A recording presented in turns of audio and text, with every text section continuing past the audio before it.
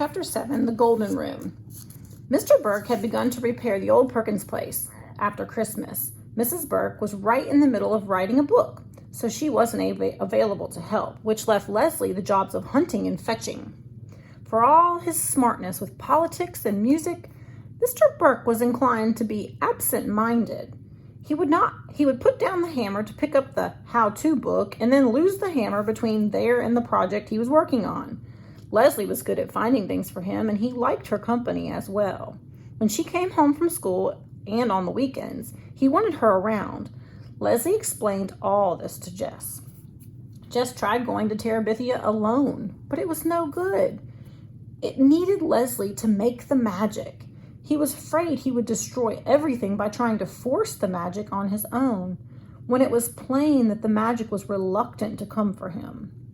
If he went home, either his mother was after him to do some chore, or Maybelle wanted him to play Barbie. Lord, he wished a million times he'd never helped buy that stupid doll.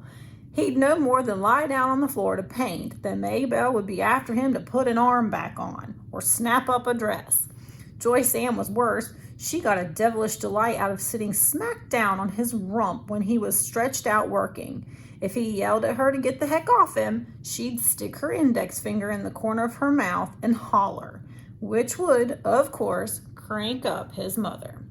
"Jessie Oliver, you leave that baby alone. What you mean lying there in the middle of the floor doing nothing anyway? Didn't I tell you I couldn't cook supper before you chopped wood for the stove?"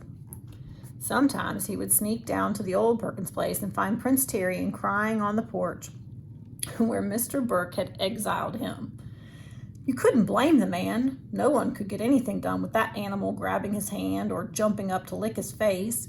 He'd take PT for a romp in the Burke's upper field.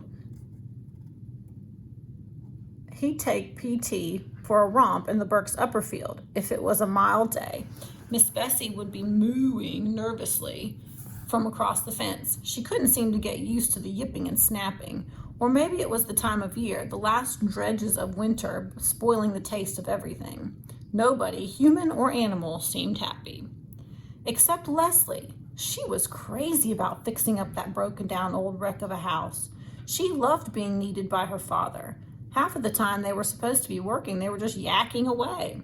She was learning, she related glowingly at recess, to understand her father. It had never occurred to Jess that parents were meant to be understood any more than the safe at the Millsburg First National was sitting around begging him to crack it. Parents were what they were. It wasn't up to you to try to puzzle them out. There was something weird about a grown man wanting to be friends with his own child. He ought to have friends his own age and let her have hers. Jess's feelings about Leslie's father poked up like a canker sore. You keep biting it and it gets bigger and worse instead of better.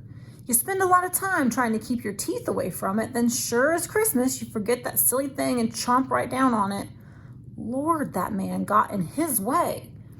It even poisoned what time he did have with Leslie. She'd be sitting there bubbling away at recess, and it would be almost like the old times. Then without warning, she'd say, "Well, Bill thinks so-and-so." Chomp, right down on the old sore. Finally, she noticed. It took her until February, and for a girl as smart as Leslie, that was a long, long time. "Why don't you like Bill?" "Well, who said I didn't?" "Jess Aarons, how stupid do you think I am?" Pretty stupid sometimes. But what he actually said was, "What makes you think I don't like him?" "Well, you never come to my house anymore. At first I thought it was something I'd done, but it's not that. You still talk to me at school. Lots of times I see you in the field playing with PT, but you don't even come near the door. You're always busy." He was uncomfortably aware of how much he sounded like Brenda when he said this. "Well, for spaghetti sauce, you could offer to help, you know." It was like all the lights coming back on after an electrical storm. Lord, who was the stupid one? Still, it took him a few days to feel comfortable around Leslie's father. Part of the problem was he didn't know what to call him. "Hey," he'd say, and both Leslie and her father would turn around. Mr. Burke? I wish you'd call me Bill, Jess. Yeah, he fumbled around with the name for a couple more days, but it came more easily with practice. It also helped to know some of things that Bill, for all his brains and books, didn't know. Jess found he was really useful to him, not a nuisance to be tolerated or set out on the porch like P.T. You're amazing, Bill would say. Where did you learn that, Jess? Jess never quite knew how he knew things, so he'd shrug and let Bill and Leslie praise him to each other, though the work itself was praise enough. First, they ripped out the boards that covered the ancient fireplace, coming upon the rusty bricks like prospectors upon the mother lode. Next, they got the old wallpaper off the living room wall, all 5 garish layers of it. Sometimes, as they lovingly patched and painted, they listened to Bill's records or sang. Leslie and Jess teaching Bill some of Miss Edmund's songs, and Bill teaching them some he knew. At other times, they would talk. Jess listened wonderingly as Bill explained things that were going on in the world. If Mama could hear him, she'd swear he was another Walter Cronkite instead of some hippie. All the Burkes were smart. Not smart, maybe, about fixing things or growing things, but smart in a way Jess had never known real live people to be. Like one day while they were working, Judy came down and read out loud to them, mostly poetry, and some of it in Italian, which, of course, Jess couldn't understand. But he buried his head in the rich sound of the words and let himself be wrapped warmly around in the feel of the Burkes' brilliance. They painted the living room gold. Leslie and Jess had wanted blue, but Bill held out for gold, which turned out to be so beautiful that they were glad they had given in. The sun would slant in from the west in the late afternoon until the room was brim full of light.